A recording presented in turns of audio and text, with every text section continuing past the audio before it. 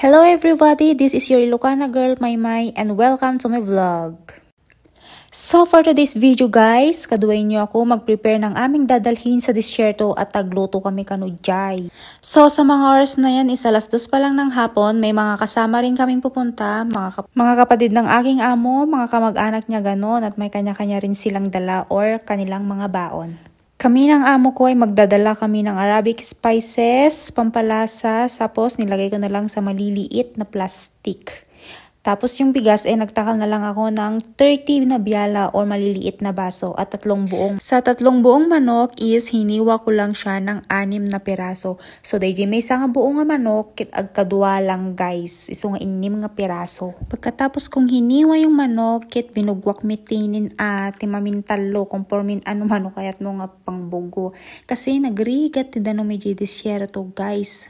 Tapos awan pa iti silaw niya iti silaw. Pagkatapos ko nang hinugasan ng manok is ini-strainer kun guys. Ikabil ko di strainer rin tapno bumaba di danom na. Habang ini-strain ko yung mga manok is naglagay na rin ako ng mga gulay sa ref. Mga bahay kubo kahit bote alaman doon asari. Chok. So, mga kamatis ganun. So, yung patatas dito lang sa labas at nilagay ko na rin yung sibo. Pagkatapos ko na rin nilagay yung mga sibuyas is nilagay ko na rin sa supot yung mga manok at nilagay ko na rin sa freezer.